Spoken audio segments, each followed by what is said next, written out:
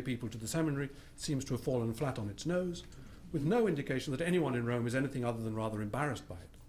Certainly, there seems to be no inclination to make public agreement with the instruction into the litmus test for episcopal appointments, which Humanae Vitae became under John Paul. The psychological backing for the instruction met with well-nigh universal incredulity, and it seems that we're well on the way to the issue of whether or not being gay is really, as has been claimed, a psychological disorder, being taken out of the sphere of doctrine and left where it belongs, in the sphere of the human sciences, with all the consequences which will follow from that.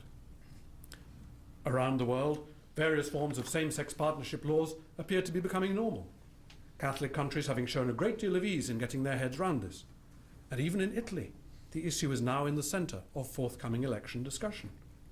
The result has been the Italian bishops having to learn rather fast to move from the vitriolic language and somewhat artificially dramatic displays of being shocked that such things could even be talked about, to something closer to adult discussion of the issues at stake. I rather think that Paparazzi is steering the very heavy John Paul emphasis on the family in a more productive direction. He appears to be keen that governments support the family, but rather more subtly than John Paul, he's keen that this be a search for positive initiatives which favour the family. In other words, he's moving on from an emphasis on the family which was conceived of as over and against gay people and their best interests, to one which need not necessarily be over and against gay and lesbian people, and indeed is far better interpreted by us as including us. His privileging of monogamous heterosexual marriage as an especially blessed form of love in his recent encyclical should not, I think, be read as a blow against same-sex love.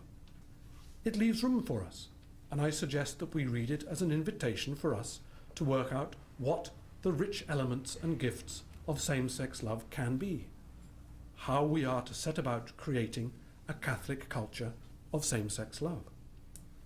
It's up to us. That's where I think the ethical bit comes in. Are we going to allow ourselves to be given new life? What will be the shape of our moving from creation into new creation? This means working out what the shape of holiness of life and of heart is for us as gay and lesbian Catholics. It means noting with joy that we are now closer than ever to being able to imagine that a rejoicing gay heart and a rejoicing Catholic heart can be the same heart, and a normal and healthy and holy thing. We can imagine a seminar reading Brokeback Mountain in the light of Deus Caritas Est, or vice versa. And this would be something that could easily make sense to all those, straight or gay, who took part in such a session. And one of the things which, as the Pope rightly insists, we might find ourselves learning, is how the development of our love should feed into and be fed by our development of charitable practices, of practical Catholic outreach to the poor, the sick, the imprisoned, and the marginalised. It seems presumptuous of me even to mention it here in this parish church, in this city of San Francisco, where the ethical response to the HIV/AIDS pandemic by so many Catholic groups and individuals has been such a beacon. But even so, it's worth hammering home this point. The Catholicity of gay love will be seen by the way in which it is part of our empowerment to love the dispossessed. And this is something no one will be able to take away from us. My concern with the matter of ethics at the moment is this. Let us be magnanimous victors. There are some people in our church who have been seriously upset by the way that ordinary Catholicism is breaking out again under Pope Benedict. They are going to be terribly sore as it becomes clear that the church, in its stumbling, bumbling, chaotic way, is just learning how to deal with the new reality of honest, straightforward, lesbian and gay people, learning how to treat differences of opinion in this sphere as discussions concerning third-order truths, which do not exclude from the life of the Church. That position was repeated by Cardinal Casper addressing Anglicans and Orthodox in January of this year. This issue is a third-order issue, not a communion-breaking issue. There are also a good number, maybe a majority, of priests and bishops who genuinely don't know what to do, who are themselves to some degree implicated in all this, who've never been able to face for themselves the issue of conscience, which go with the deep fear about just being gay. People who have been hoping against hope that church structure would somehow save them from having to face the issue of their own truth squarely, and who are now genuinely at sea, coping with all this.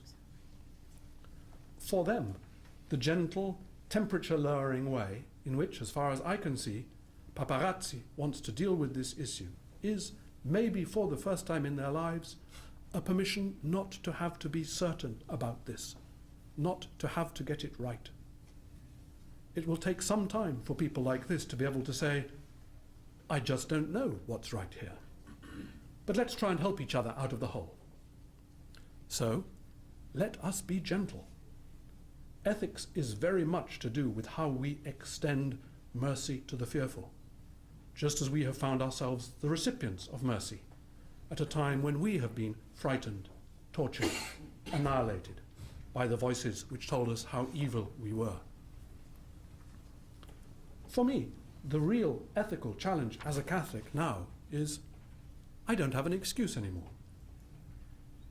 It's really no good pretending that the Pope or the Church is really against me for the long haul, so that I have to fight him or them. Instead, I'll have to grow up and learn to love, starting where I am, and being aware that the gift of a gay Catholic heart is a heavy responsibility, pregnant with love and opportunity.